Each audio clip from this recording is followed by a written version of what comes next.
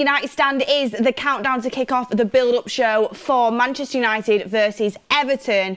First game for Ruben Amorim at Old Trafford in the Premier League. His third game in charge. I am joined with Ricky and Mordzs. Welcome everybody. It's an early one this Sunday. Yeah, proper early start, isn't it? Proper early start. I didn't get back till midnight last night. I didn't want to get out of bed this morning. And we had you in this early, Ricky. The things you do for us. But good news is, get United win out the way, and then we can sit back and watch Liverpool and City afterwards after we've done the forum and everything. Yeah. But how important is a win today? Because a win today might be a little bit embarrassing, but it does take us into the top half of the table. Really? Yeah.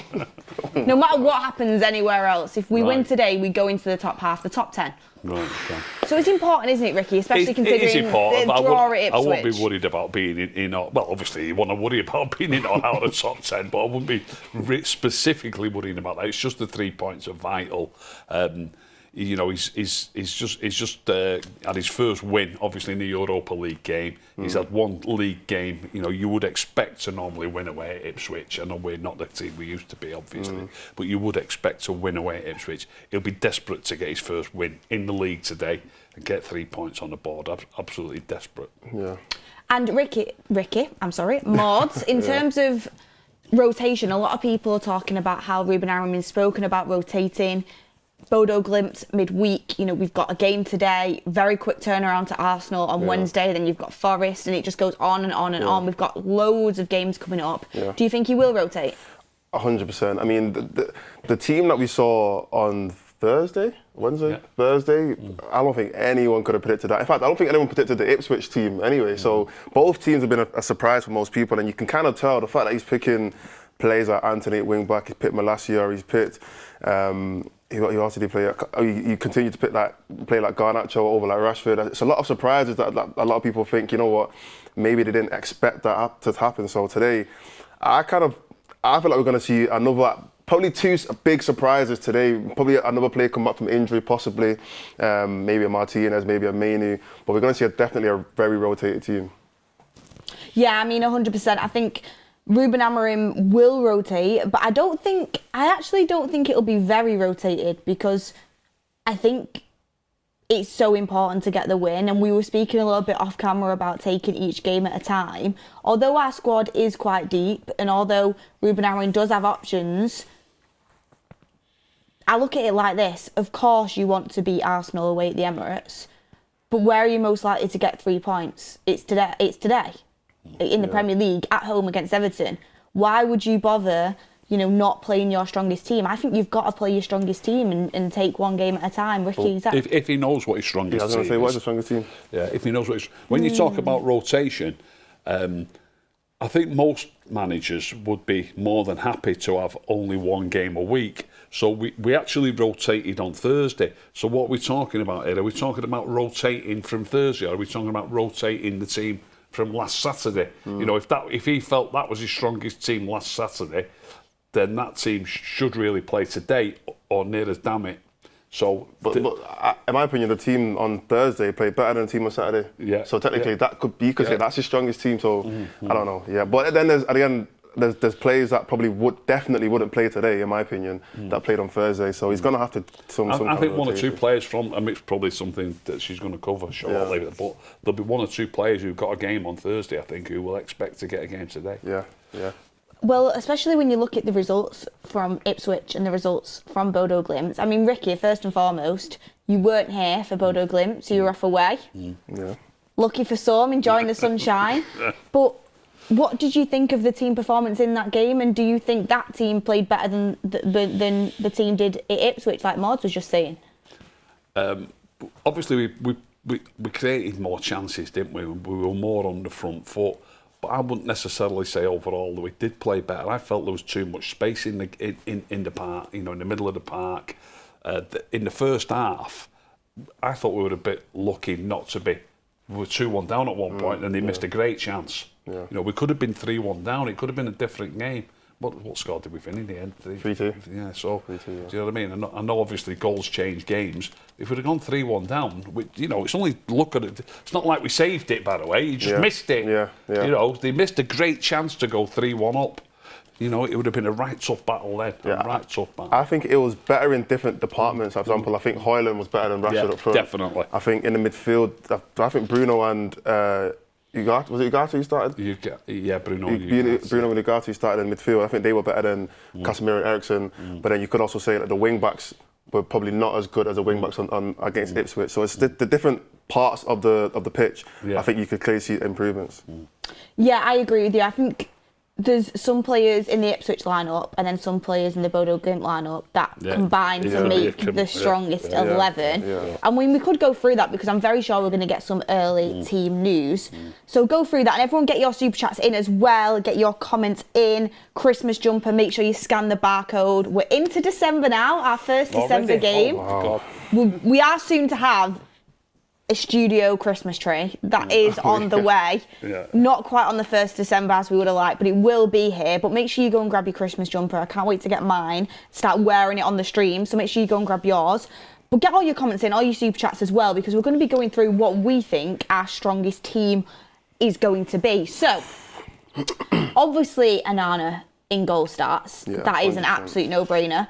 Again, had a bit of a stormer against Bodo Glimt. Maybe, you know, had to save himself a little bit in terms of when he came out and made a cracking tackle, to be fair. Yeah, there's some good saves in that game as well. Yeah. The one where it was going like top corner. I think it was a header from Bodo Glimt and it's going top corner and he's pulled out the back. I was thinking, Onana's 100% approved. Last season, to be fair, he probably would have saved that, but it would have been the easier saves that he would have made a mistake on and they would have been the ones that would have went in. So, and he's definitely improved a lot. But then when you get to your back three, this is where it gets interesting because I tweeted about this and I was having a discussion with my brother about this actually, and we were saying it's actually so frustrating because when Luke Shaw is fit, he is literally so good. Like when he came on against Bodo Glimt, he was just, I was watching him. He runs the show, doesn't he? Specifically. He's fantastic. He's absolutely fantastic. He's got pace, he's got power, he's very good on the ball, his awareness is great, he makes good decisions, he's strong, he anticipates where play is going to be, he anticipates where the danger is.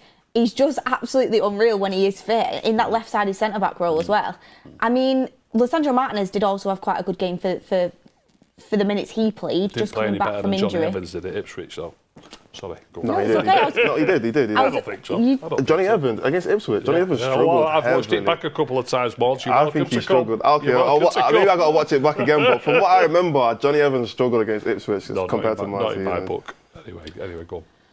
In the comments, who played better, Johnny Evans at Ipswich or Lisandro Martinez against Bodo Glimt? Get in the comments down below and Ricky will give you Martinez against Ipswich. Sorry.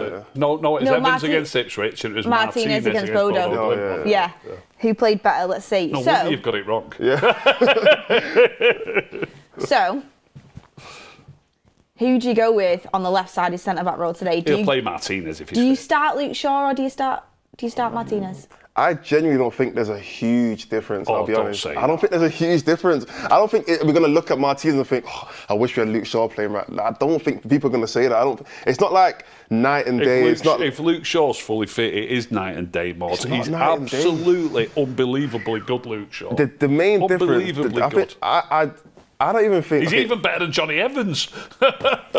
Maybe. Okay. That's a lot for Ricky to say that, by the way. That is a lot for Ricky to say that. Luke Shaw. I don't think it's a huge difference. I remember watching the game against Bodo Glimt, and he was very, very comfortable. But whenever we play, I feel like when Luke Shaw plays, and I don't think he played the whole game, did he? I think he came on as a sub, didn't he? Yeah, he came on as a sub, and the same thing happened against Ipswich. He came on for Martinez, and he came on for Evans at Ipswich, and in both games we were better when he came on. No, but I just think the game was different about both when he came on. I don't think it was the same kind of intensity when Martinez and when Evans played. I think I'm not going to waffle. I just think there isn't a huge difference between Martinez and Luke Shaw. I think whichever one starts for me, I'm not going to be complaining. I genuinely think if the other one was to play, it wouldn't be the reason why we lose. That's the point I'm trying to make. I have to say, as much as I love Lisandro Martinez, I think Luke Shaw is... That much in those two games, you think he's done so much for you? Not in those two games. No, you can just see how good he is. It's just You already know how good he is anyway. If if you've been watching United for years, or you should do. Yeah. And then when he comes in, and especially like when he's not played for ages, I know it's an old saying, isn't it? But it's like a new signing. He comes on that park there. He's like a Rolls Royce. He's different class. Rolls-Royce. He is different class. It's not. Do you realise at that level of football what England did in the summer, taking him to the series where he was injured and they weren't even sure he was going to be fit to play, but they still took him. That's the sort of thing that happens to people like Diego Maradona and Lionel Messi. No, I'm not comparing him. I'm not comparing him, but I'm just saying for a manager of a top-level nation to take an injured player to a tournament just hoping that he might become fit, that only happens to top players, trust me. Yeah, or it happens when they have no other players in that position. Luke Shaw is class when he's fit. There's other players. He could have took I've discussed this with my lads at length. We thought he should have took another left. I know we're going back over the Euros in the summer. Yeah. He should have took the lad from Palace. He should have took Mitchell. What, He should have took Mitchell. him. Yeah, you probably should have. Yeah, he should have took him. And another player that I'd have took two. He had too many right backs. Just because he's 6'6" or whatever he is, I don't understand. Don't say Dan Burn. I think he's great. Please don't say Dan Burn. Yeah, but you need a left back in your squad and a left back that can play centre half as well. I mean, what are you laughing at, Beth? Newcastle are above us in the league, and he plays all the time. Yeah. I don't get it. I don't rate him very high. I mean, I think he's okay. I don't think he's great. Anyway, I don't know why we're talking about England. I didn't say he was great, but I'd have took him anyway. Yeah, let's talk about United. Anyway, let's talk back onto Manchester United. But right, okay, quick fire. If they're both 100% fit, who do you start left-sided centre back today? Can we do like a poll or something? Pardon? Like a poll or something? Yeah, let's do a poll. Who do you start left-sided centre back today? I know what the community is going to say. Put 3 in it, Johnny Evans. Okay, we'll do Johnny Evans. We'll do Shaw. And we'll do Lisandro Martinez. What do you two say? Yeah, I'm saying Martin. I'm actually not too bothered, but just to say Martin. If he's fully fit, I'd go Luke Shaw. Just above Johnny Evans. Martinez would be third for me.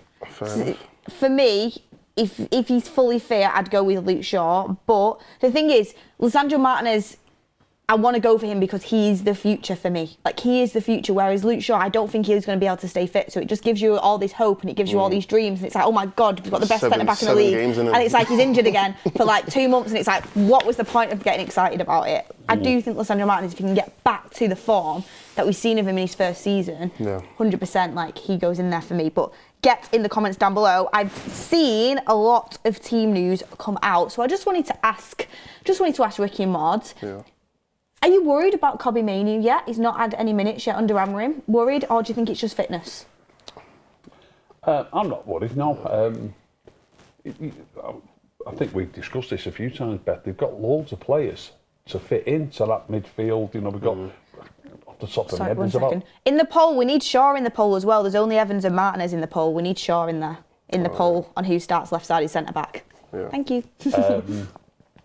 Yeah, we've just got, look, I always say this, you can only play 11. We've got loads of players for the midfield too. We've got loads of players who could play in the 10. We've got numerous players who could do either job, like Bruno's done both jobs already. Ericsson could do both jobs. Mainoo could do both jobs.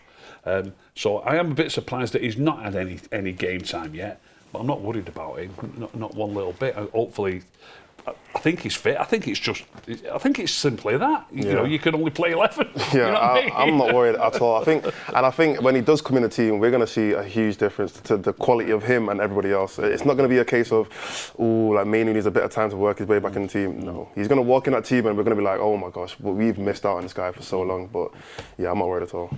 Not worried at all? Okay, because I agree with you guys. I thought it was just fitness. I don't understand how a manager can look at Kobbie Mainoo and think, nah, not for me, because I just think he's so talented. And there is some team news in, and it is that Kobbie Mainoo does start for Manchester United today. He's back. He's back in the midfield. Apparently, it is Kobbie Mainoo and Casemiro as them two midfielders in the middle of the park. Some rotation from Ruben Amorim. I mean, what do you make about this rotation, Ricky? Do you think he's just trying to figure out his best team? Do you think he's trying to save players' legs, keep them fresh? Do you think he's worried about injuries over the course of the season? Like, because he needs to play high-intensity football. He wants to play high-intensity football. He does want to play high-intensity football, but you wouldn't think that Casemiro would fit into that category, would you, playing high intensity? But Oh wait, I've not even. Sorry, I think I've made Casemiro up. It's only Mainoo so far. I have. right. Sorry, guys. Right. I thought I'd just seen it. So as we've just said there, then I think it's just been one of them. He's just not managed to fit him in for the game yet. So he's playing today. If he plays well today, I'm pretty sure he'll play on Wednesday. You can't keep chopping and changing all your team. I think there's 5 players that have played in both games. He's not played a single the same player twice. Well, we've only played 2 games, haven't we? So he's played. I think there was 6 changes, weren't there, between the 2 games? So if there's 6 changes, that means 5 players started both matches. So it'd be interesting to see how many of those 5 players actually start today and play 3 games out of 3. And why? And if you are worried about rotation, you're worried about legs, you're worried about fitness, you're worried about all this, does it not apply to the 5 players who are playing all the time? Do you know what I mean? Yeah, sure. I get that, but in some positions we have less depth than others. Fair shout. Do you know what I mean? So it's like, as much as you want to give Mazraoui a bit of a rest, you can't, because 1, he's so good, Don't rest him. and 2, we don't have another centre back to play there. We just don't. Yeah. So it's like it's really, really tough unless you played Dalot there and rested Mazraoui. But then you've got to put Ahmad and Anthony both at wing backs, and it's like, do you want 2 wingers as wing backs? And it gets tough. So if Evans, De Ligt and Martinez are all fit, you could rest Mazraoui. You know, he's playing fantastic. I wouldn't want to leave him out of the team. I'd play him. Without a doubt, I'd play him. But I'm just answering your question. You know, your comment there really with there could be an option if we wanted to rest him. I don't see why we should rest him anyway. I mean, he's not like he's slowing down or anything. It's not, why would you, he's done the best form of his life. Why would we rest him now? Keep playing him. can I just say quickly before we move on? Doesn't that apply to everybody though? That's my point. Why you rest? Some players need a rest and others don't. Yeah. I don't get it, mate. Yeah. Just quickly before we move on to other areas, I just want to say how nice it is to see Mainoo back in the starting 11. I can't wait to watch him play, because obviously we're going to Old Trafford today. I just can't wait to actually watch him play. It feels like it's been a long time, and I do think, despite we have had some good performances without him, even some might be a bit of an over exaggeration. I just think the team's better with him in there, and I can't wait to see where he actually plays, because there's no specification on what position he's playing. Yeah. All it says is Mainoo starts. So.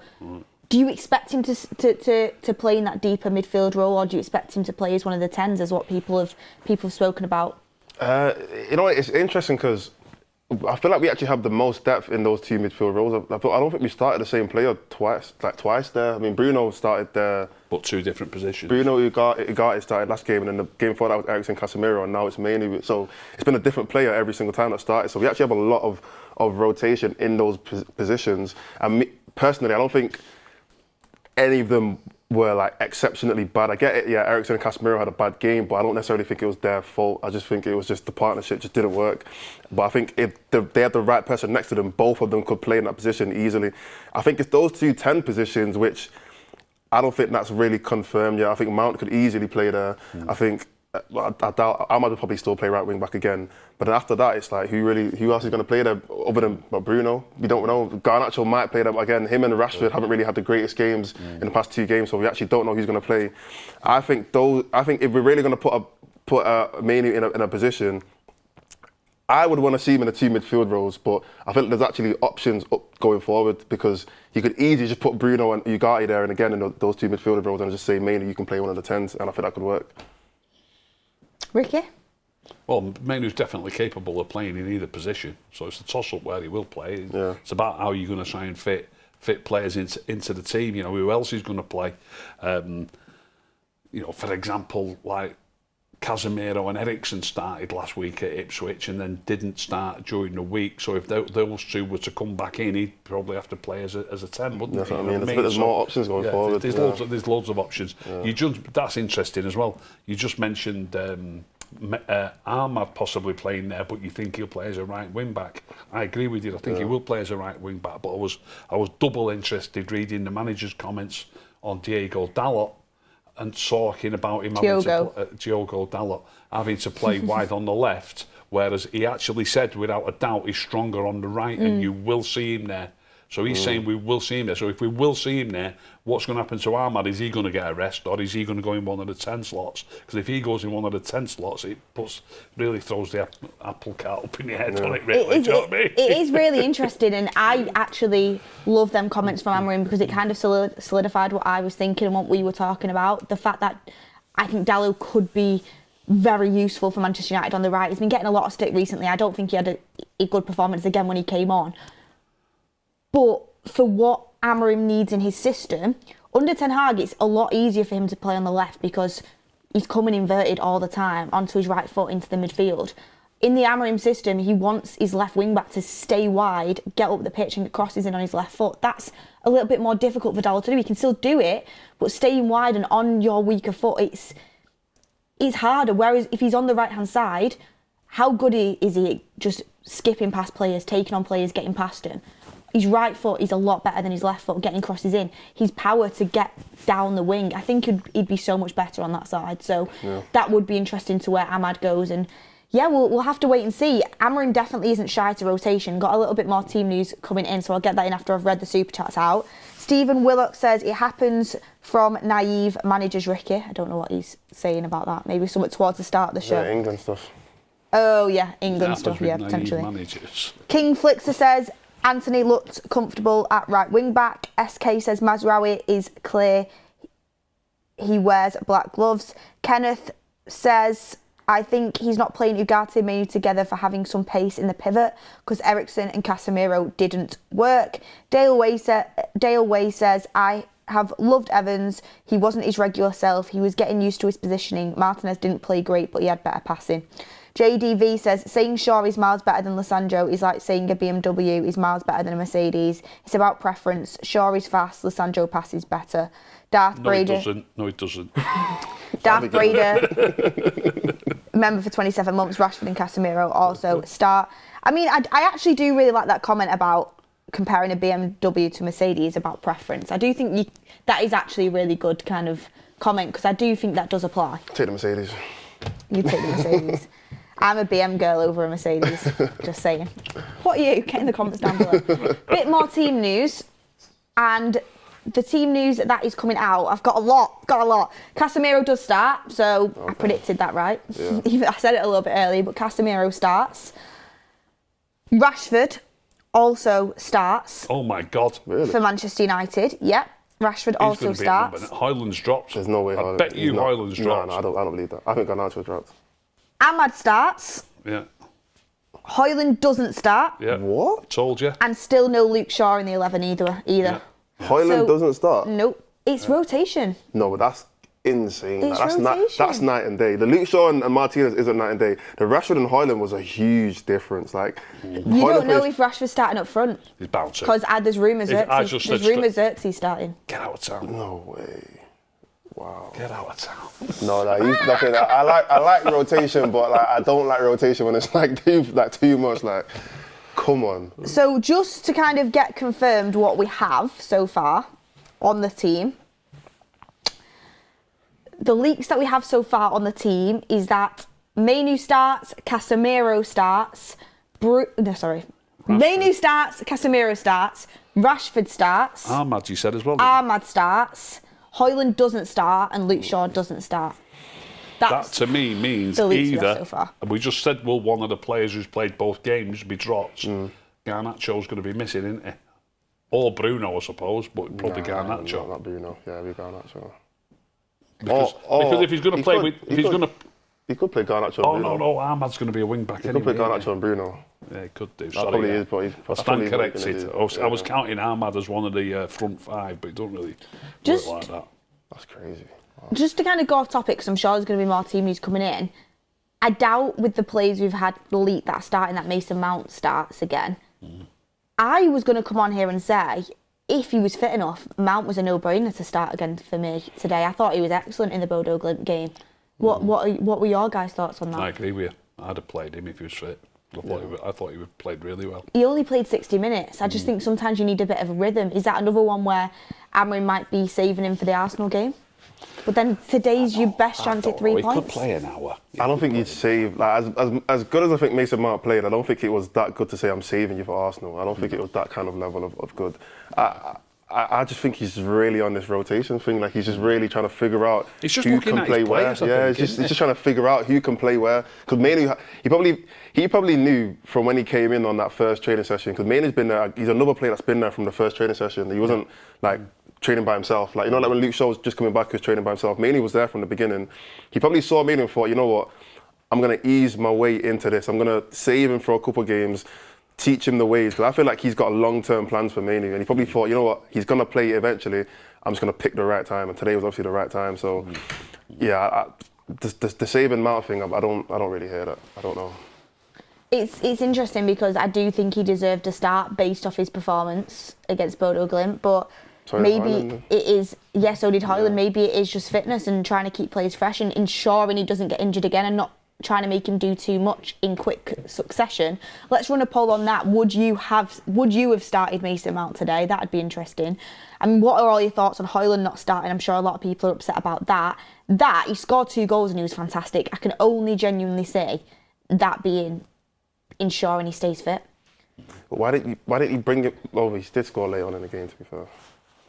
Also, a little bit of news on Christian Eriksen, Ricky. Yeah. The current and clear trend is that Christian Eriksen's contract will not be extended after the season. 32-year-old is therefore likely to leave on a free transfer in the summer at the latest. Meanwhile, Manchester United are working intensively on securing new midfield signings targeting both the number 6, number 8 and number 10 positions. Oh, wow. So Christian Eriksen looks set to leave Manchester United in the summer. We all said we would extend him for another year on recent shows. You a bit gutted about that, or do you think you just? I'm gutted about it. He's a really good player. I love watching him play, but you know, we do need to start getting younger players in, don't we? And we do need to start. You know, we want to see the managers' players playing, don't we? He's coming. He's got to put his own stamp on the team, hasn't he? I think it's just the intensity that Amorim requires to play under. Amorim requires the players to play under a certain intensity. I mean, if Casemiro had a year left on his contract, I don't think he'd be getting extended, but he's on a big contract. Do you know what I mean? So he's got to stay. Eriksen's contract's running out. It's one of them where it's like, do you really want to extend that? You're probably going to have to give him at least a 2-year deal. Is it worth doing that, or do we just cut ties now? I think that's the situation that we're in. But Eriksen, I'll always say he's class on the ball and he can be useful in certain games. But I can understand with Amorim's intensity why they're choosing not to do that. Getting more and more confirmations that Xerxes starts for Manchester United. Wow. What are your thoughts on that? Because Xerxes seemed to be like down and out, and it's interesting because Rashford obviously started the first game. Højlund started against Bodo Glimt, and now Xerxes starting. I know he's starting with Rashford, so it'll be interesting to see, is it Rashford that drops deep, or is it Xerxes that drops deep? I'd actually rather it the other way, as in like Rashford as the number 9. If this is confirmed, that, well, it sounds like it's confirmed. If it is confirmed that Xerxes is playing, I'd probably rather Xerxes play as a 10 and Rashford play as a 9, because I just can't see Xerxes just being that out-and-out goal scorer that's going to run in behind and like try and, I don't know, be that threat in front of goal. I can't see it. And he kind of does play more as like a 10 anyway in his game. He does like to link up. He does like to drop in a little bit deeper and collect the ball. So that might even be best. I actually think it'll be Xerxes starting up front. Yeah. Okay. The reason being is because I think Everton's centre-backs are big, strong. Amorim mentioned how Ipswich didn't suit Rashford because he was up against 2 big and strong centre-backs. Xerxes, out of all the strikers we have, to be fair to him, is probably the biggest. Most Premier League teams have got big, strong centre-backs, though. I know no matter that. how good they are. But I think in terms of being able to hold up the ball against Everton, Xerxes got the best chance, probably. I agree, but I think that's probably the case against any Premier League team. And I think Everton are going to be sitting back quite deep. So what's the point of having Rashford there running in behind? I think it'll just be useless. Honestly, I think Rashford will be in. Is there any chance he might start as a wing back? Xerxes? No, Rashford. No, I doubt it. Well, I've got the full team now. Seriously? Oh, is it? Yeah. Already? So I'll bring that in. Amorim Ball on Twitter. He's been getting it right every single week and he's been releasing it. So we're going to obviously bring it into the show if everyone's talking about it. And we've got a couple super chats in though before I bring that. Frido says, "Hi lads, have you ever begged the question in your conversation of putting Garnacho as a left wing back? We've spoken about it, but I think we all agreed we don't think he's quite strong enough defensively in that position. Yeah, he's not defensively sound enough, is he? He's not going to be disciplined, is he? He's got work rate. It's just, Yeah. I think he's just not He strong did one enough. great run back at the weekend and blocked a shot, didn't he? I remember that. Yeah. Sorry, on Thursday night. Ravel Byrne says Garner to get a third 90 minutes today. He's not actually. He's not in the team. San Car Deep says, do you understand it's not rotating the squad, it's for training, so stop moaning. No one's moaning, everyone's just having a conversation. And he's rotating because I don't think he knows his best team yet. So he's trying to figure that out. I think when we see the starting 11 against Arsenal on Wednesday, we'll have a good indication of who Amorim highly rates. Yeah. I think that's when we'll see who his preferences are. Ravel Byrne says, I think Garnacho is second on the team in chances created while playing in the number 10 spot. Finds good pockets of space. I think he and Mount will rotate there. Sarah Barr says, does it mean Bruno's on the bench then? Well, I'll get to that in a second. Barnaby Lane says, I can't afford a BMW or a Benz. Can I be Ricky's driver, please? Ricky? He'll get in touch. Ronnie Dodge says, we definitely need a fresh Ugarte against Arsenal. I agree with that. We do need a fresh Ugarte against Arsenal. I think he has to start there.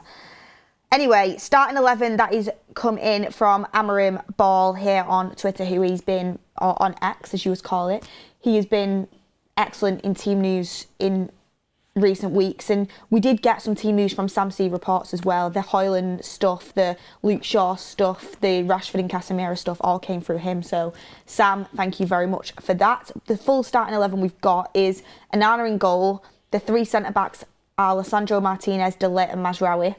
So Mazraoui starts his third game on the bounce, bless him. And De Ligt. Yep, and De Ligt.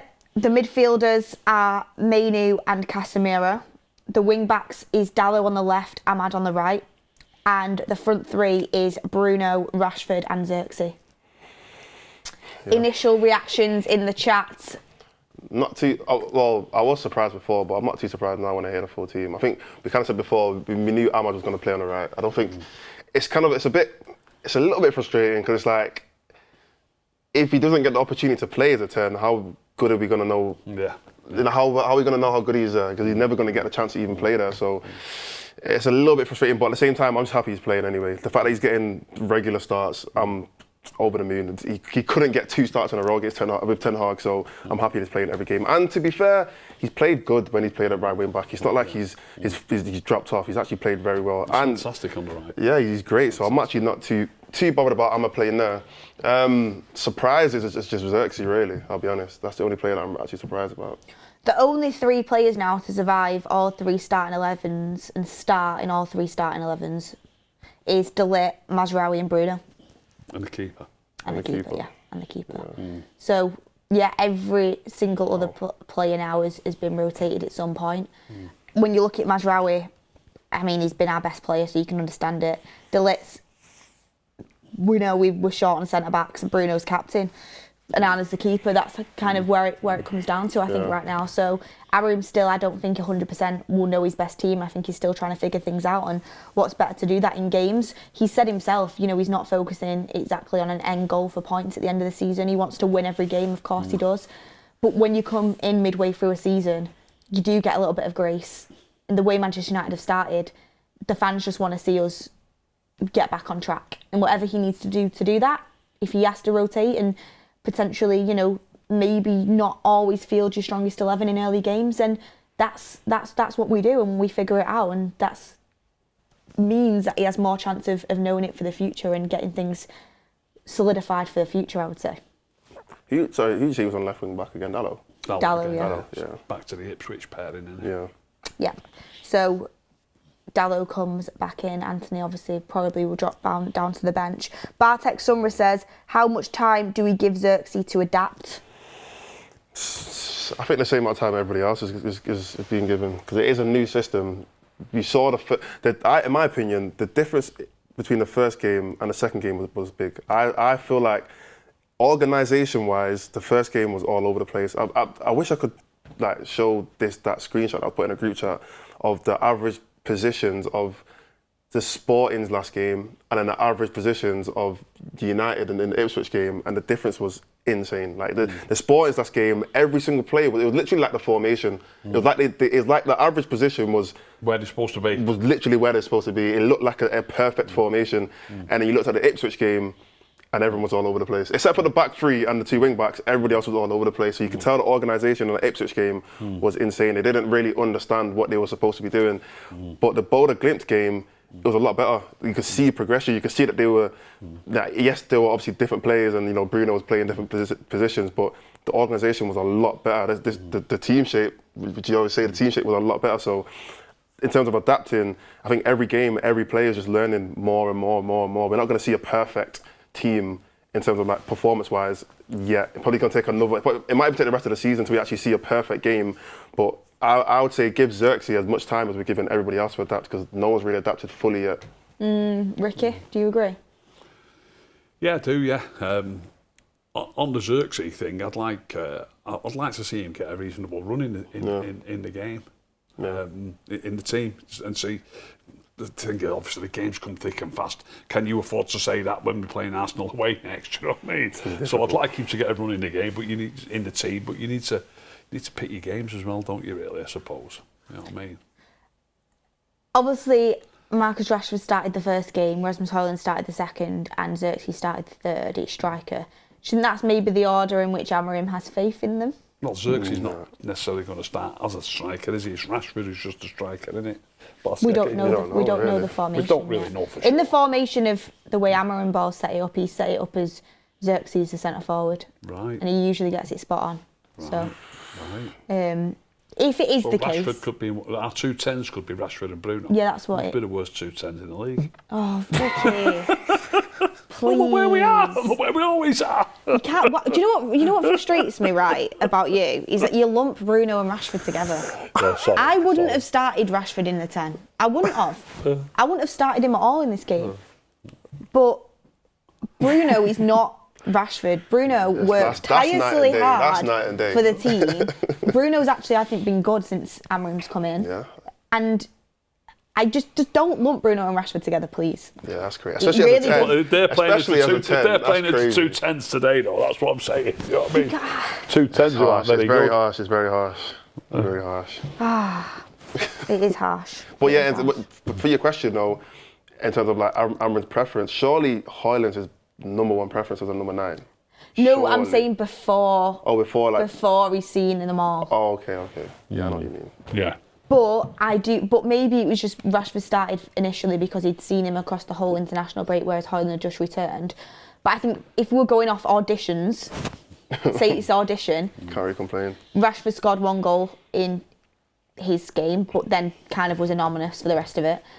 Højlund, I thought, had a great 90 minutes and scored 2 goals and had a really big part to play in the first goal as well. It's like near enough a hat-trick. Yeah. And so Xerxes got a lot to kind of do today to try and live up to that. I know Ricky will say it's not all about goals, it's about how you play, but a striker, it is, you do have to score goals when you're playing as a centre forward. Yeah. So it's a big game for Joshua Xerxes. He's been written off by quite a lot of the fan base, I would say. What are the odds we get a goal in the first 2 minutes again? Could you imagine? I think it was something like 48 seconds against Bodo Glimt. That's crazy. And the maddest thing as well, like the first goal in the Ipswich game, it was made by Ahmad, but Rashford scored it. The second goal was pretty much made by Højlund, but Garnacho scored it. So today, it could be a similar thing. Another player could make it, and then, I don't know, Xerxes could get a tap in. Yeah. What do you think about Bruno starting all 3 games, Ricky? I hope the manager sees through him soon. Devastated. I hope the manager sees through him soon. That's all I can say, Beth. You know what I mean? He started him in the 10. Then he started him in the 6. Now he's starting him. It looks like he's going to be in the 10 again. Obviously, Mainoo and Casemiro will be deeper. And yet, during the week, he was talking about Mason Mount playing so well with his back to goal and Bruno being better facing the goal. You know what I mean? So he's took him out. You know, he's actually spoken during the week about him being better in that position because he's facing the goal, and then he takes him out of that position and puts him in a different position, in which he has already stated another player was playing well in that position. Maybe there's nothing you can read into it, I don't know. I think being captain is huge in terms of his leadership and the instructions he delivers on the pitch. What, the way he throws his arms about and dives in? No, when I'm in the press area, I watch him the whole game and he's consistently giving everybody instructions, consistently leading the team. Yeah, okay, yeah, he has flaws like everybody does, 100%, he does. And I think he'd admit that himself. One thing I would say is, started every single minute in game under Ole Gunnar Solskjaer, started every minute in game under Erik Ten Hag, and now Amorim's come in and he started every minute in every game so far, 3 out of 3. Don't think it's a coincidence, maybe he's just our best player, just saying. I just hope that this manager's not an idiot like the previous two. Oh, Ricky. Well, let's be honest, they're both clowns. They're both clowns, so there's nothing to go off that they were picking a certain player every week. They're both absolute clowns. So I hope this fella's not the same. Amorim, what he's done is absolute clowns. Ricky, come on. You can't say that. I'm not wrong. I wouldn't use that word. I would say I think both had their strengths, but ultimately weren't good enough for the Manchester United job. But is it a coincidence that every manager has rated him? That's what I'm saying. And international level. Rude as well. And Rude.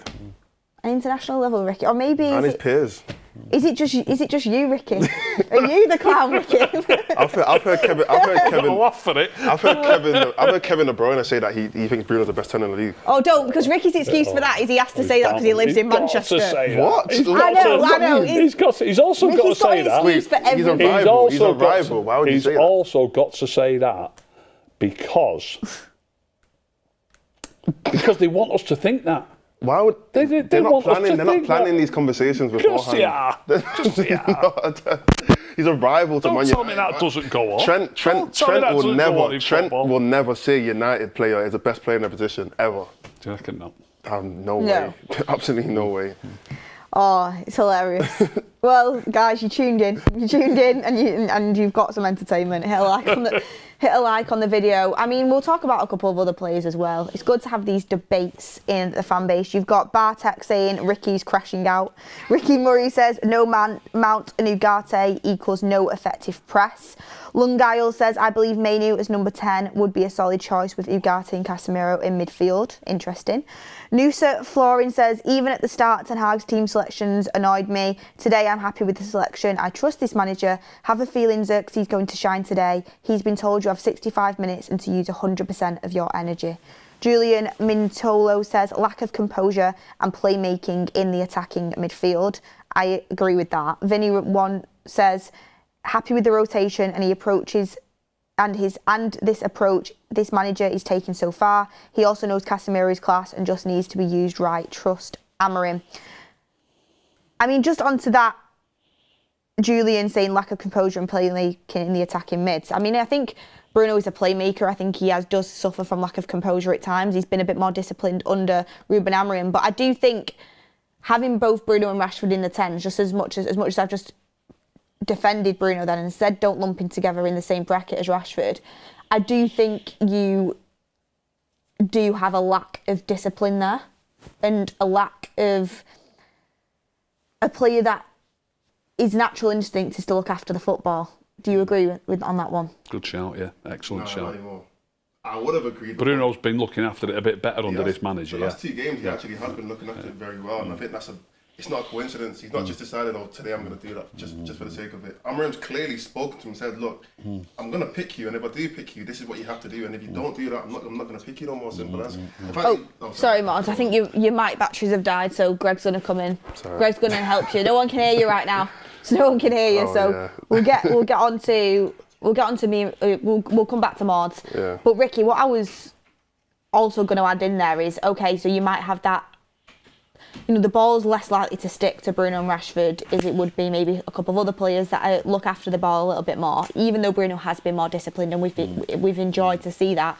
But one person who does look after the ball and the ball does tend to stick to them, of course they've got to up the tempo a little bit and get used to the pace of English football, but Xerxes does provide that in that front three. Yeah, he's definitely, well, obviously it's a different job as well. He's going to be playing more with his back to goal. He's definitely better at that than Rashford is. Obviously, I'm saying Rashford because obviously Rashford's played as a 9 already. But looking at the 2 10s, they both lose the ball in different manners normally. Bruno's one who's always trying the difficult passes normally. Tries the difficult passes, gives the ball away too easily. He gives the ball away cheaply when it's not a difficult pass sometimes as well. But Rashford, he loses it because he dribbles it too much. It's two different things. Yeah. But neither of them look after the ball, but they lose it in different manners. Got Everton starting 11. Oh, but Mordzs, did you have a point you wanted to come in on before? What was I saying? Oh yeah, I was just saying that the last 2 games I don't think he's lost it as much. I think he's definitely been a lot more disciplined, and that's just based off the fact that Amorim's clearly enforced some kind of, ruling that, look, if you want to play in this team consistently, look, I'm rotating the team clearly. He's rotating the team every single week, and if you want to play every single week, you have to do A, B, C, and I think he actually has been doing it. You can obviously improve. Everyone can improve.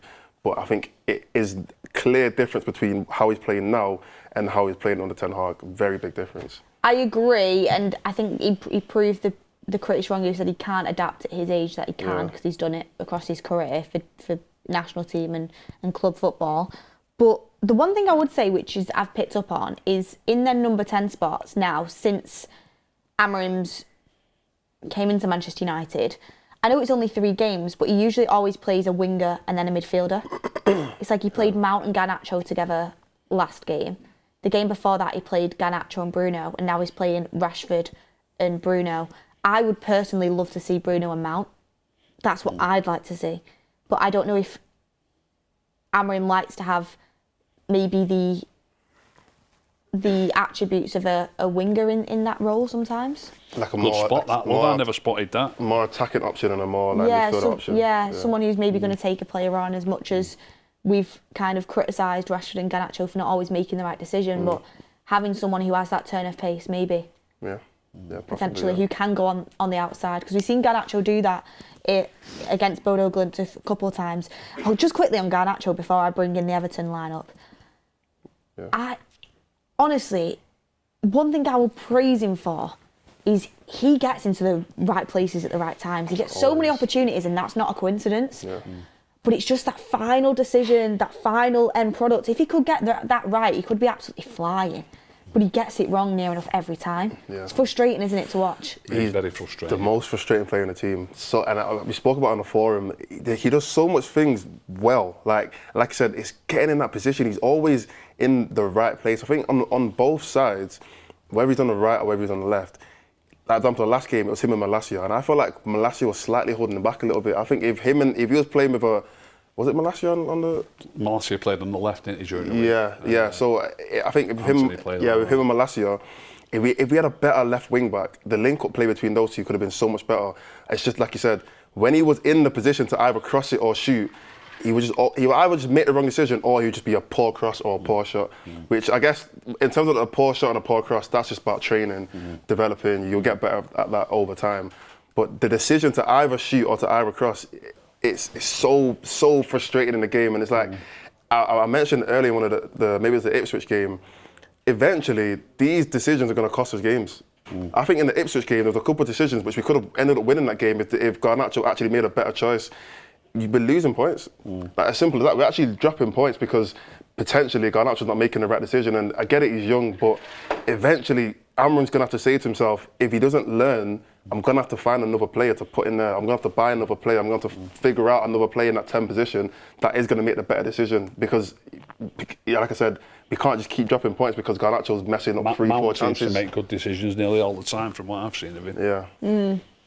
Yeah, well, speaking of Mason Mount, he does make the bench. Do you want to know the bench for Manchester United? I'd love to really. So the bench is Bayern, Maguire's back in the squad, Malacia, Shaw, Mount, Ugarte, Anthony, Garnacho and Højlund. Very strong bench today for Manchester United. Okay, who got dropped from the last game? I think Malacia. The end of it.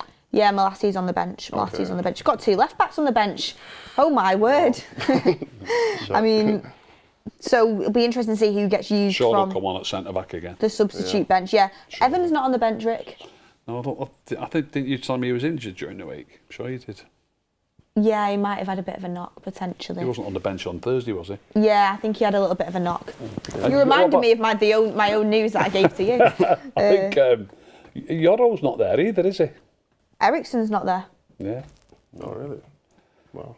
Eriksen's clearly just not made it. Yeah, looked like it. Oh, you think it's not? It's a case of have we got? Wait, say that. Sorry. He's just not made the bench. We've got one because keeper in he's it. not injured. You've got Binday, Maguire, Malacia Shaw, Mount, Ugarte, Anthony, Garnacho, Højlund. He's just not made it in the midfield options. No space. And the Mount and Ugarte are on there, aren't they? Yeah. Yeah, I mean, thoughts on that? To be fair, as much as Eriksen has played really well for us, I do understand why he's gone Mount and Ugarte, just in terms of intensity. Yeah. Well, but that shows why he's He could going to be in the team. Knowing Bruno's place, we'd have an even better team then. Anyway, let's move on. Sankar says, do you think Cobby will play at 10 or Bruno? Bruno, I think. I think Cobby's in the deeper role. Huge Lad says, just watch the Heretic. And it was a letdown. Hopefully United can make my night better. Maybe I'm misunderstanding that. Trey Warren says, I don't understand how Højlund is not playing after that midweek game. Carter said, Xerxes the worst player to grace a football pitch. Wow, that's very harsh. Nick P says, spot on Ricky, absolute clowns. Send this $5 to Ricky and have a sangria on me. Thank you everyone for all of your comments. Got starting 11 for Everton. Yeah. Pickford. Yeah. Ricky's Ashley Young. godchild, Ashley Young. Still running around. Tarkowski. Tarkowski. Jared Branthwaite. Right. Mikolenko. Garner. Decore. Lindstrom. McNeil. Ndiaye. And Beto. Oh, Beth's playing. So You got their bench. their bench, yep, have their bench. Is Calvert-Lewin on the bench? Calvert-Lewin is on the bench, Patterson's on the bench, Coleman's on the bench, Armstrong's on the bench, Mangala's on the bench. So, they've got some options there on the bench. But, what I'm really interested to have a look at is obviously Jared Branthwaite. It's very well known that Ineos want Jared Branthwaite. They're eyeing him up for the left centre-back position because we do need to reinforce in that area. Left-footed, left-sided centre-back, Jared Branthwaite. I'll be watching him today. Obviously, having Ashley Young back at Old Trafford is always nice. Always nice to see. And Ricky will love watching him, won't you? I love him. And I'm going to be honest, I'm quite happy Calvert-Lewin isn't starting, but Beto can be a bit of a handful. So you've got 3 centre-backs to sort of handle him, though, and I'm sure De Ligt will take on that role predominantly himself. You say Garner was playing as well? Yeah. Okay. And Dye's been really good for them, hasn't he, as well? Yeah, wide left. Yeah. So anyway, get your comments in on that. What do you think about that super chat from Trey Warren? I know we've spoken about it before, but do you think if you're Højlund, you're like, I've just scored 2 goals? Like, what do you think that conversation is with Amorim to him? He'll have sat him down and explained it to him. He might, I don't know what type of guy he is, what type of manager he is. Some managers like to appease players, and some are just they're dead cold about it. Do you know what I mean? What it is. You're not playing, son. That's it. You're on the bench. But he might have said to him, "Look, I want you to play against Arsenal. Keep you fit. You'll get some game time in this game, but I want you to start against Arsenal." Could have easily said that to him, and he'd be more relaxed about it. Well, Ole Gunnar Solskjaer, I remember saying Sir Alex Ferguson was the best at making you feel wanted and part of it, even though you weren't starting. Like, he'd always make you feel important. So I think Amorim has that quality in him of keeping the team together. His man management seems to have been really good throughout his career, especially at Sporting. So I do think there'll be a bit of that. And I think one thing that I will say is he's definitely keeping probably the team together and the squad pulling in the same direction through the amount of rotations he has made and giving everyone an opportunity. And no one can really say, well, you didn't give me a chance, boss. Because everyone sort of had that opportunity. Some a little bit more than others, but everyone's at least had an opportunity to get some game time. Rob Brown says, with the flopping around Bruno does, he should apply for the Australian Olympic breakdance team. God, there's so much Bruno hate, and it's like... Ricky's fueling it. He's fueling it, Ricky. Get out. I think... I'm not going to go on. I can only speak so much. You can bring a horse to water, but you can't make it drink, everyone. Everyone knows my opinion on Bruno, but we'll see how today's game goes. I actually back him to have a really good game today, so let's see. One thing you would say about Everton's side, it's very tall, it's very physical, it's very strong. You can expect crosses into the box. How do Man United deal with that, Ricky? Well, like you just said, we're playing with 3 centre-backs. They've got Beto as one lone striker. If they put in high balls into the box, we should be able to deal with it. We should be able to deal with it fairly comfortably, I would say. I think what we've got to worry about more us is keeping the ball and how we're going to break them down. That's what we need to be worrying about even more so, I think, today. Yeah. We don't actually have a very tall team today. Usually we have like players like Maguire, Evans, like Casemiro, these players that are good at heading and stuff like that. But right now, when you look at Martinez, De Ligt, yeah, you can say he's good at heading, but the fullbacks, I wouldn't say Dallo and Ahmad are the best at probably heading clearances. So we might actually be in a little bit of trouble. Hopefully not, but. Yeah, looking at the height difference, there's a clear difference in the team. Fingers crossed. Look, we're at home at Old Trafford against Everton. We should be dominating possession. We should be dominating territory. We should have the ball, in the if not in their half, at least in like the two final thirds. The ball. In other words, the ball shouldn't be that much in our third. If we can play like Manchester United should be able to play at Old Trafford against Everton, the ball shouldn't be in our third that much. So they shouldn't really be getting too many opportunities. Yeah. I hope I'm wrong, but they should. I hope I'm right on this one. They shouldn't really be getting too many opportunities to sling the ball into the box. Yeah. United forever saying Beto versus Lisandro Martinez. Jesus. I'll take Martinez. Why do people think Martinez is like just he's strong child? Like we call our cat at home. Our cat. We've got two cats, Chip and Nemo. Tell us about your cats. Yeah, one of them is either the story. What colour are they first? So Chip is black and Nemo is ginger. Right. But Chip is tiny, even though he's a fully grown cat, and he's older than Nemo. He's literally so small, even though he's a fully grown cat. Nemo's like massive, but whatever. Chip, I'm not joking, literally takes every single cat on my street for a fight. He will beat anyone. He's so good with people, like he's the softest with me, but he will beat anyone. So our name for him in the house is Chip Lisandro Martinez, because he's tiny, but he's strong and he's aggressive. Like he won't let anyone run all over him. It's not all about size, everyone. I thought you were going to say Chip the Butcher or something. So, like you were saying, Mords, okay, yeah, Beto is big, yeah, he's tall, he's going to be a handful. But we've seen Lisandro Martinez come up against these sort of players before in the past. All the time. I remember I think we played City, and I think Haaland did score, to be fair, but he put Haaland he did have him controlled for a little bit of the game. In the cup final, didn't he? Yeah, that's what I mean. So it can happen. It can definitely happen. In the cup final. Yeah. Although I think in that cup final, I think he was a tiny bit lucky to get away with a penalty in the first minute or so. He jumped and he almost. No, in the cup final, he sort of nudged Haaland. He sort of dragged Haaland down as he was running in towards the 6-yard box. Yeah. They could have had a pen it was literally in the first 2 minutes, I think. Yeah. But anyway, they didn't get it, and the rest is history. Oh, there's so many immature people in the chat, genuinely. Why? What? So many immature people. Talking Come on, about guys. the cats now. Yeah, I mean, you could say that. Sirabar says Cobby will miss Arsenal if he's booked today. Yeah, that's one to bring into the equation. Speaking of Lisandro Martinez and Cobby Mainoo, if they are booked today with the yellow card, they will miss Arsenal midweek. So is that how many yellow cards?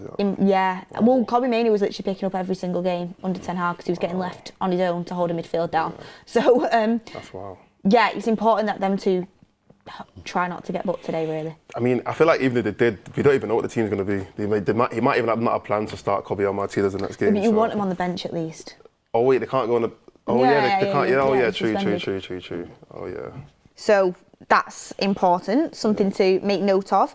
Nusa Florence says being an attacking sub and getting 25 minutes is fantastic against a tired opponent. The bench will be chomping at the bit.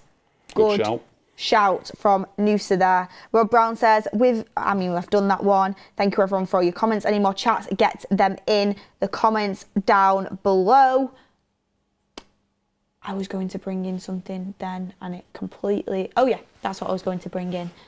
A lot of people have talked about wanting to see Mazraoui right wing back because they think, he has the technical capability to do that. We've seen his assist for Rasmus Højlund against Bodo Glimt. It was fantastic. He's currently playing right-sided centre-back. Do you think when all the centre-backs are back fit, do you think Mazraoui keeps his spot at right-sided centre-back, or do you think he'll go more towards being a wing-back? Wow, that's a great question. Thank you. That's a great question. It's anybody's guess, Beth. Yeah, anybody's guess. You know what I mean? He's playing great there. We've got other, look, it's always... It's probably going to depend on the fitness of players for the specific positions. I mean, really, he's playing at centre-back because other centre-backs are injured. When other centre backs are fit, will they put him in and move him? But you know, He's playing well enough to keep his place, That's what I mean, why but do you change they might think that they've got a centre back that needs to play, who's not going to let you down, and they might think that Mazraoui. Look, it's so convoluted. They might think that Mazraoui will give us an extra bit on the right, but not really an extra bit because he'd be replacing Ahmad. Yeah. You can't expect him to do better than Ahmad on the right, can you? Probably won't, But then Ahmad could go at a 10 where he could do better than Bruno. So there you back go. to Bruno. How's it come back to Bruno? No, I had to throw that bit in. He's done something. How is he somehow managed to make but you know what I'm saying, don't you? Yeah, And Mazraoui could, just to bring a centre back in, it could cause 2 or 3 different changes. Yeah, I don't see why you change the winning formula, in my opinion. I think. Well, it's not winning formula, really. As in, like Mazraoui, as in, like he's a winning formula. Oh yeah, he's playing well there. He's a winning formula. Yeah, It's working. It's working. So That's to move him to right wing back, not to say he's going to play worse, but he's clearly working it at right centre back. So I mean, the only other players he's going to bring back into the team is Maguire and Euro. Are we going to say confidently that they're going to play better than Mazraoui? No, I don't think they will. Yoro's got a lot to learn in just professional football anyway. He's only 18. He's barely played any high level football, at this standard, Premier League standard. So we don't know how well he's going to do. Why change it? Why risk it? I'd keep him there. I'm going to be honest. I love Mazraoui at centre back at the moment. Yeah. I would keep him there because I think in this Amorim setup, based off what I've seen so far, I think it's really important that your right-sided centre back and your left-sided centre back can also fill in at full back. When you have to go into a back four into the game and shuffle across when you're defending in and out of possession, I think it's important that you can be adaptable. Mazraoui is excellent at that. He's excellent at that. He knows that role. Lisandro Martinez has played left back for Argentina, done it for United at times. Luke Shaw also. That's why they've both been good in that position. Yeah. So I do think Mazraoui right-sided centre-back at the moment is looking like an absolute win. And you talk about wanting to maybe get him a bit further up the pitch. Okay, I can understand that because he is good on the ball. But you have Ahmad there, who's fantastic. And there's talks about Dalot moving there once we get a left wing back in as well. And I know people are writing Dalot off at the moment, but don't forget, he was our player of the season last year. He has got ability. He's just a bit of a conundrum in terms of he does show that lack of consistency and he does have bozo moments in his game, but he has got that pace, he has got that power. He can get crosses into the box on that right-hand side. So there is a bit of competition at right wing-back, actually. I think... There will be eventually. Yeah, I think even calling Dalot inconsistent, I think it's a bit harsh anyway. He was our most consistent player last season by far, probably over the... In fact, there was probably not even a second place who could even compare to him in terms of consistency. So to write off Dalot was a bit very, very harsh. And in terms of Mazraoui going forward, he's actually making a big difference to us scoring goals right now already at right centre back. So it's not like he'd be completely taking away his offensive attributes. A lot of our goals that we scored probably since. Actually, no, in general this season, Mazraoui had an impact in it. The goal in Europa League, the goal Thursday, the one where Eriksen scored it in the last Europa League game. He's been an impactful player in terms of our offensive, traits. So I don't think you've taken a lot away from him playing the right centre back. Can I read a super chat out? Go on. Somebody supporting my views. Okay. Oh. On Bruno and Rashford both starting, those two are the common denominators in our 3 worst seasons in the Premier League. We concede chances and goals for fun and we can barely score a goal, and as a result we get very few points. If this manager continues to play those 2 players regularly, then he'll suffer the same fate as the previous managers who've made the same mistake. Well, maybe... Isn't that a great super chat? Is that from Adam Farmer? No. Oh. I mean, it's definitely... interesting. I know people have them points. Like I said, I don't like to group Rashford and Bruno together. I understand that they are 2 most dominant players in that area. I personally think Bruno is a much better player than Rashford. That's my opinion. But yeah, I think it's an interesting point to bring in. And is that true? Opinions. They're our 3 worst seasons, the last 3 seasons. No, they both played. I think he said they both played in our 3 worst seasons. It might not be the last 3 because Bruno's been here 5 seasons now, hasn't he? Surely one of our seasons with David Moyes or one of them would have been our worst season. I mean, we came second with Ollie. Surely.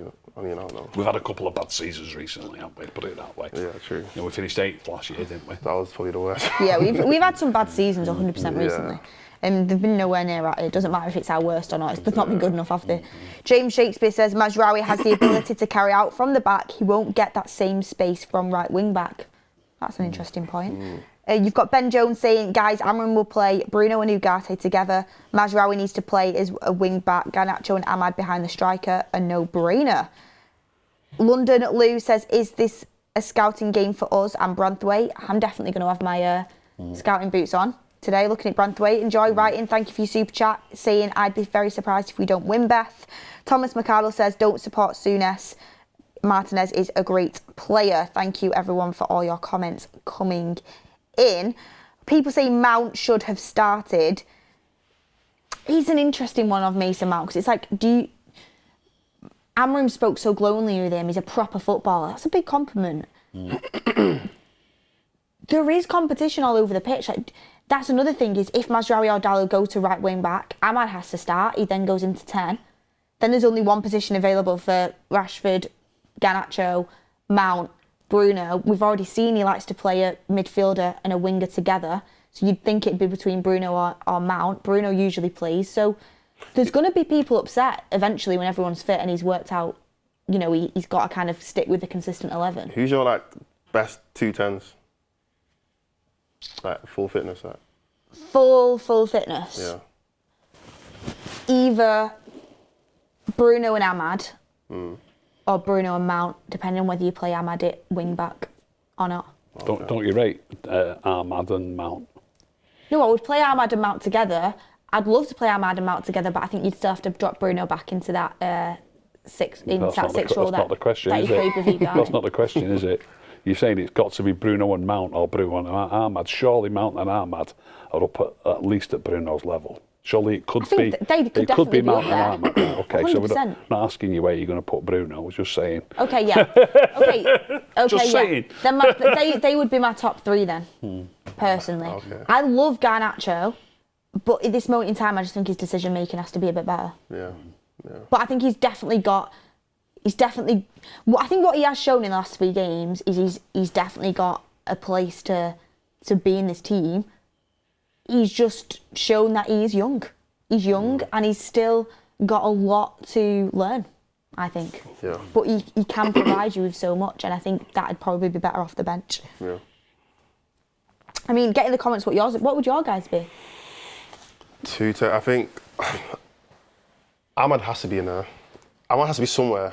Wherever it is, I don't care, innit? But he has to be somewhere. So I'm going to say Ahmad in 10. And then the other one, I'll probably go Bruno. Yeah, I'll probably go Bruno. I don't think Mount has shown me that much for me to say 100% Mount over Bruno. I don't think it was night and day like that. I don't think it was a clear sweep like Mount is way better than Bruno. I think that's a bit of a stretch. I think Bruno was still probably one of our most influential players the last game. So yeah, I'll probably still say Ahmad. Played as a 6 in the last game, though, didn't he? Yeah. Ricky, yours would be? I'd like to say Ahmad and Mount. I think that'd be good. We've not even seen Ahmad in the 10 yet. No. Let alone with our preferred partner in there. So Yeah. let's see what will happen with Ahmad, because I'd love to see him in that 10 role. I think that'd actually be probably his best position, but he's played so well at wing back against Ipswich. Yeah. I'm excited to see him there again today, and I just want him to be able to get closer to goal than what we potentially saw at Ipswich. He got close to goal in some occasions, but I'd like him to get closer and have more opportunity in and around the box. I saw this tweet and I really wanted to bring it in because I think it's so true on Dalot, because he's obviously having a lot of mixed reviews at the minute. United Robbo put this out and he said, he's one of the most athletic, all-round technical fullbacks in football who can play up to 6 starting positions under Amorim. He's also capable of being an absolute bozo with no final product and some of the worst decision-making skills you'll see. That is the Dalot experience. And I think that's so true, because Dalot can be such quality, but he also just has moments in the game where you're like, not again. Yeah. Similar to kind of a little bit like Garnacho sometimes. I've not brought. I feel It's a bit harsh, I think. What? Sorry, it's a bit harsh comparing him to Garnacho, I think. But go on. Oh yeah, no. Sorry, No, I'm saying a bit similar in terms of he can have peaks and troughs. But go on. Yeah, no. I was just saying. I think the way people get onto Dalot is so I feel like with United fans, it's like once one player starts to have a bad run of games, it's just get him out. He's this. He's terrible. He's that. Dalot is still a very good player. I think the qualities he has is the negative parts of Dalot's game can easily be fixed. That's my thing. I think a good manager, good coaches around him, just teaching him, look, make sure you're always watching your shoulder, make sure you're doing this, make sure you're always in the right position, etc. Those mistakes can just be cleaned up so quickly. And I think the positives that he has to his game, the positive attributes are so valuable to the way, especially how Amorim wants to play. I think in a full team, he definitely fits in there. So I don't see why people are getting onto him so much. The thing is, for me, it's like when everyone's fit and Amorim brings his signings in, is Dalot a starter? The signings you don't know though. Possibly on the right. But this is something else. He's getting a lot of stick off a lot of people, but he's forever playing on the left-hand side. And he's playing so many games. And even the manager has said he's better on the right. He He's plays on the left every week. He's played out of position probably the most out of every player in the team in the past 2 years. He's literally had to cover for the fact that we've had injuries all over the pitch. So the fact that he's even been able to keep his place in the team should already be a positive anyway. It's already a benefit because he shouldn't even be playing on the left-hand side regardless. There's some players, you couldn't swap them to the left-hand side, they'd play horrible, but he's actually been playing on both sides and putting in good performances over the past 2 years, or year and a half. For the people frustrated with Mount not starting, I'm sure it's just Amorim easing back in. And he's even stated himself, the most important thing is he manages to stay fit if he wants a career. And to throw him in quick succession, in quick starts, I think it'd just be a little bit of a stretch that we don't need to do with the players that are currently fit at this moment in time. I think he's just ensuring on building Mount up, building his fitness levels up. Let's move on to players to watch. Do you remember your players to watch, guys? I said Mason Mount, but he's not playing, is he? So I'll have to change it. But if I've got an obvious one now, Xerxes. Yeah. Is he going to be someone you're going to be focused for you today, Ricky? Because I know you're a bit different than maybe the average football fan in the chat. What does Xerxes need to do for you to convince you that he's had a good game and he should be starting more for Manchester United? I think he needs to concentrate better.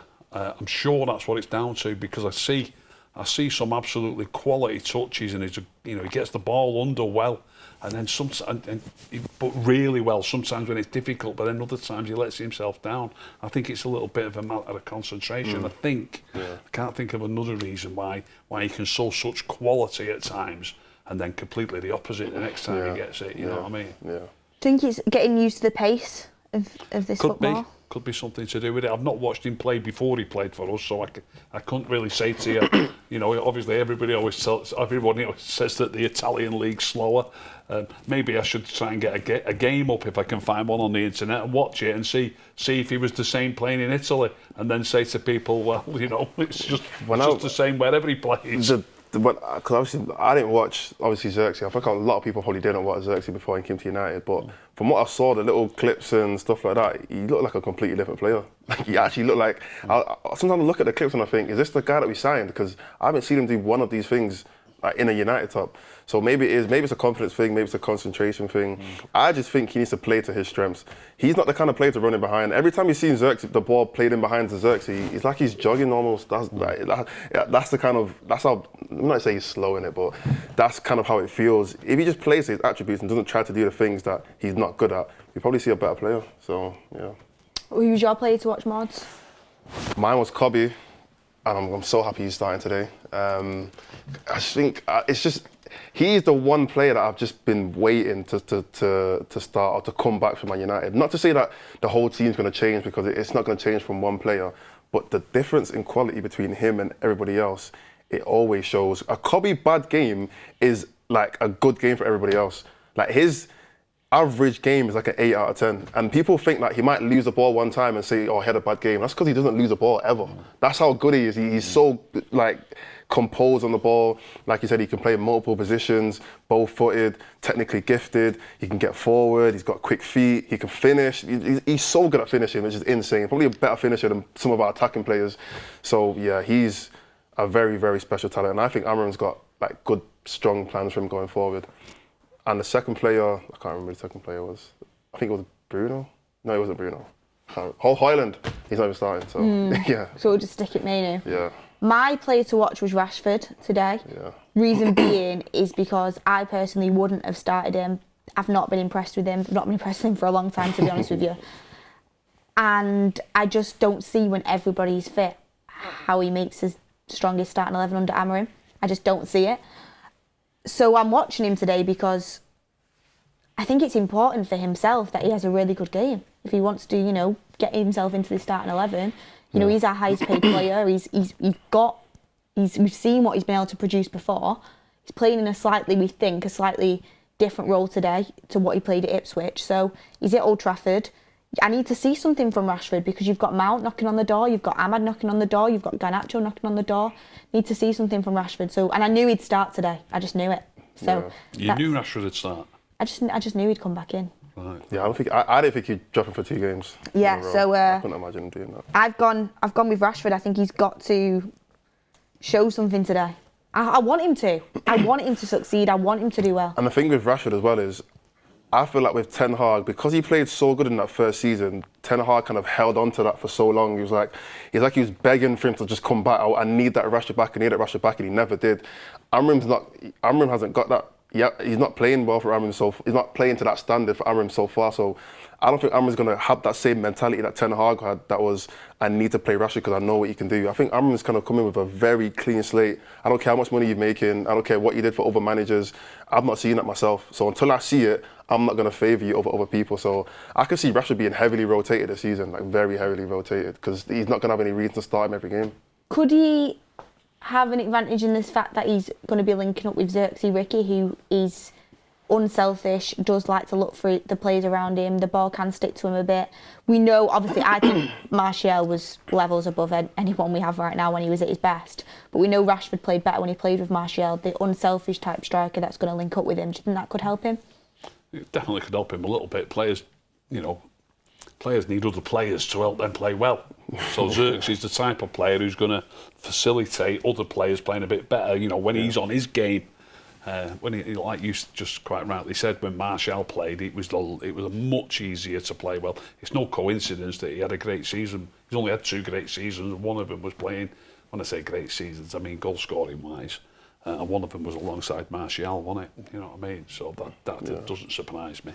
And then now Xerxes has got similar traits, but he's not as quick. He's not the same type of goal. He's not in the same league as Martial. But he has got some of the same traits, like he can get hold of the ball, and he does look for the simple pass, and he does try and bring people into the game. You know what I mean? So he has got some of the same traits. So Rashford could benefit from playing off Xerxes, but it's not an easy game against these Everton centre-backs today. Yeah. No, it's definitely not going to be. I mean, we know how Sean Dyche likes to set up. Shenanigan says, Fabio Capello said Xerxes isn't the same at United. He doesn't get the time on the ball that he got in Italy. The games are faster in the Premier League. Lovely bit of Squirrel says, maybe this is just what Rashford is, a player now, a better paid Damari Gray. Noosa Florian says, Beth, your football knowledge is incredible. Thank you very much. I appreciate your super chat there. Thank you. And C. Maro Meyer says, the captain is Bruno, the vice captain is Casemiro, and Martin is right. What is needed is a quality vice captain to take the role of captain. Retro Benjo, member for 37 months. Thank you very much for that. Something that I've just seen, which I'll bring in, is with this starting 11, we do have quite a few players with a high footballing IQ in it. You've got Mazraoui, you've got Martinez, you've got Xerxes, you've got Mainoo, you've got Ahmad, players who like to look after the ball. Does that give Manchester United a little bit more hope of dominating possession and creating more opportunities against Everton, being a bit more patient with it like you've wanted to see, Ricky? I'd like to think so, but I mean, surely those players have all played together before, haven't they? Or have they? I don't know, but it's a difficult one, Beth. We've got good players who look after the ball, who regularly play in the team. We've also got one. It's the same culprits who don't look after it well, and they're still, Rashford and Bruno are both still starting. Bruno has been better though. He has been better, but they do give up possession too easily, too often, and they're both still starting. And what's the saying? A chain's only as strong as its weakest link. You know what I mean? And if those two are giving the ball away left, right, and centre, there's not much. And I'm not saying they will today, but often they do. But if they're giving the ball away left, right and centre, it doesn't matter how well all the others pass it, you're not going to play well. Got some comments coming in from Ruben Amorim on Joshua Xerxes starting due to Everton's physical back four, like we said. He said, he's not the typical 9, so you have to use his characteristics to create danger and win the game. So, not gone into too much detail there, but obviously he feels like Xerxes' characteristics are quite suited against a very physical Everton backline. Also probably wants to keep Højlund fresh at the same time, but you want to big up the player that's playing for you. He also speaks about Mainoo, saying we can count on the return of Mainoo. He's one of the best young players in the Premier League. So big praise for Mainoo there from Ruben Amorim. I think a few people were worried a little bit about Mainoo because he hadn't seen minutes in the first 2 games, but I think he was just looking after his fitness and not rushing him. Take care of him. He's a special star boy. He also said on the starting 11 and rotations, we pressed a lot against Bodo and some were tired, so I definitely prefer fresh legs and different characteristics to make it difficult to analyse the opponent. So I think what he's trying to say there is it's more difficult for teams to analyse how we're going to play if they don't know exactly what the starting 11 is going to be. You know, you might have a manager here that doesn't play the exact same starting 11 every single game. Changes it a lot, yeah. Could be. He also speaks more on this. He says we cannot field the same team every time. We change the way we play and everybody has to play and has to train. It's impossible to get all of the players back after 3 games. We pressed a lot against Bodo Glimt and some were tired, so I definitely prefer fresh legs, which we've just spoken about there. So talking about the importance of being fresh. Certainly Højlund works his socks off in that game, so that might explain that one. Yeah. It's the importance of being fresh and, like we said, his system requires a lot of intensity. Now looking back at it, I think Amorim would have said to Højlund before the Bodo game, you need to give everything. Everything. You don't worry about, the next game. Everything. And therefore, the reason we got that first goal was because of his pressing. And I think he played the full game as well. Yeah. So that's why you do need to rotate these players. Like he says, they're not robots. But at the same time, I completely understand that point. But I just feel like as a professional player, you should give 100% every game and be able to play 40, 50 games a season. I feel like maybe I've forgotten what it used to be like, but I don't feel like teams used to do that back in the day. They used to just play every week. They used to play every week and they used to give 100% every single week. Was it 2 games a week then as well? All the time. If you're a successful team, it was. United, it was. Yeah, I know. I get that, but I do think there is. I don't know. Maybe there's not, but I do think there is. Feel like there is more games now. Instead of doing it that way, let's bring it more up to date. There's quite a lot of Arsenal players that start virtually every match. That's true. Saka plays every game. Unless he's literally injured, he'll start every single game. The 2 centre-backs, they wouldn't replace Saliba and Gabriel for any reason. I bet an Arsenal fan goes to the game and give or take one place. I bet he knows exactly what the team's going to be. Exactly. That's true. That is very true, guys. So I don't really, like I said, I understand injuries. If a player's coming back from injury, I can completely understand that. But if they're not, and they're 100% fit, what's wrong with starting them every game? Maybe Amorim's come in and realised the players aren't as fit as they need to be. Possibly. We've had this problem for quite a while in terms of our fitness levels not being up to scratch. Yeah. So maybe that's something he wants to address. I'll have to go back to what I said about 15 minutes ago then. I hope he's not an idiot like the last 2 managers we've had. Cole, welcome to the United Stud Members Club. CL says Mainoo will play number 10 instead of Bruno. Will he? Has that been confirmed? I've not seen that, but there's always a possibility that he could push up the pitch. They might swap in game, who knows? Samajaya Red Devil says, asked this to Mark before, is Mount more suitable to Bruno as a 10 because Bruno is lacking discipline? What do you guys think? We've spoken about this a lot. Yeah. I think they're just 2 different players and I think Bruno needs to be more disciplined in the Amorim setup, but I think he has proved he can be that so far. But it's 2 different players who offer different attributes. It's just who the manager will end up preferring and who goes where. Let's talk predictions, score predictions, guys. Ricky, I asked you for yours before, you didn't reply to me. Wow. What's your score prediction? Did I not reply? You didn't. I'm so sorry. Score prediction. Well, I've got an advantage now then. I've seen the lineups. You have got an advantage, but we'll let you off. I didn't have the lineups this morning. I thought I did respond. I said 2-0. I'll check in a minute if I sent that message or not. But now, I'm going to go 1-1. You can't change. Why?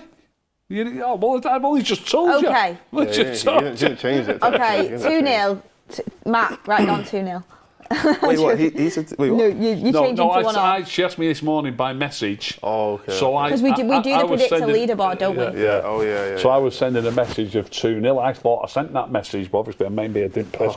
Maybe I didn't press go. You know what I mean? So you think now it's 1-1? And now, but I've seen the team now. I'm going to go for a 1-1. The team's that bad that it's going to be 1-1. Fair enough. What do you go with, Mordzs? I went with 3-1.